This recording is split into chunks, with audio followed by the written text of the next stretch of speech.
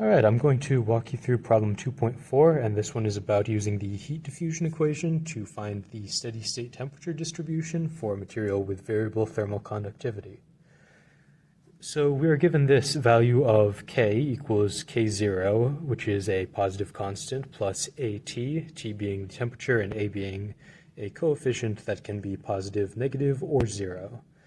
And what we are supposed to find is a sketch of the steady state temperature distribution in a planar wall for A equals 0, A is greater than 0, positive, and A is negative or less than 0.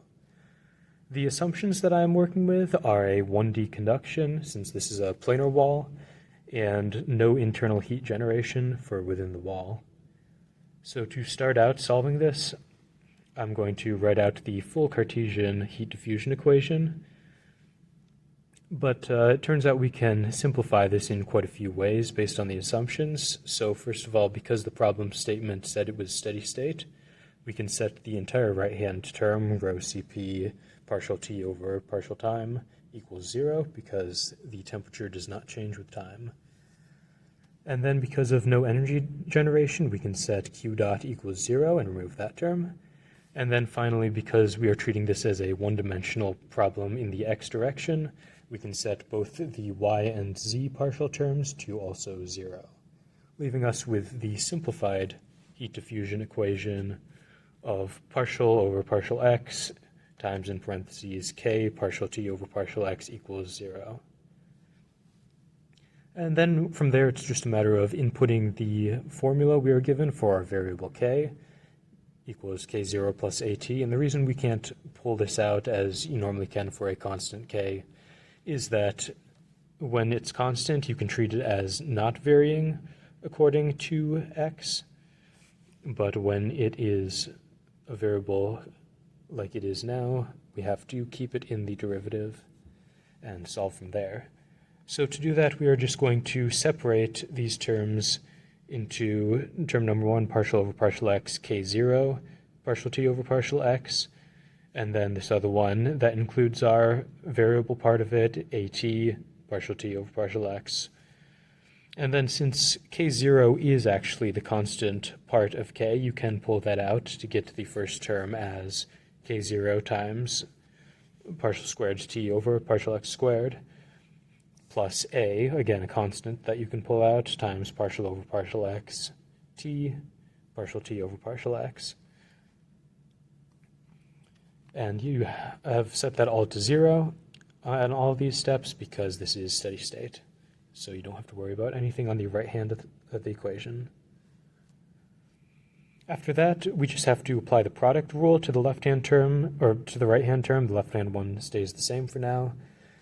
And you will just take the partial derivative with respect to x of t partial t over partial x, and what that gives you is t partial squared t over partial x squared plus partial t over partial x all squared.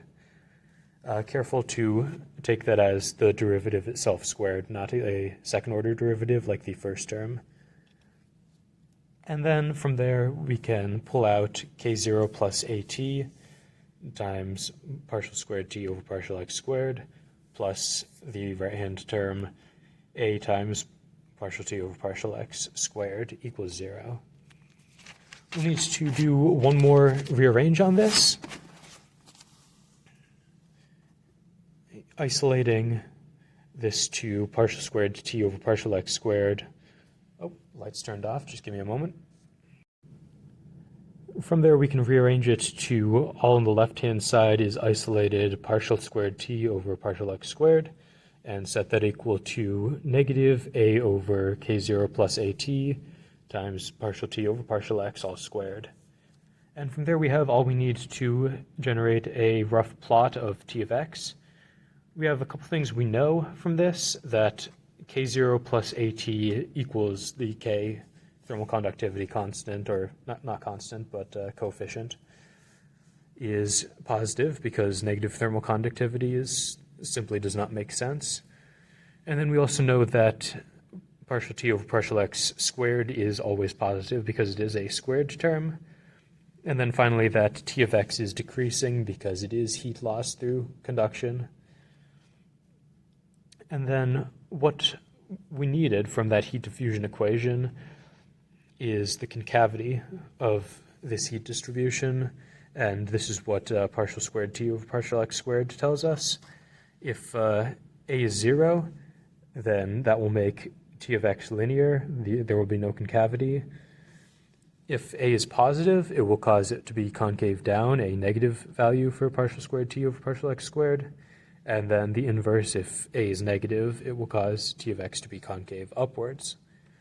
Therefore, the T of x plot would look in a general form to be something like this. And you can see the concave up when A is less than 0, linear when A equals 0, and concave down when A is greater than 0.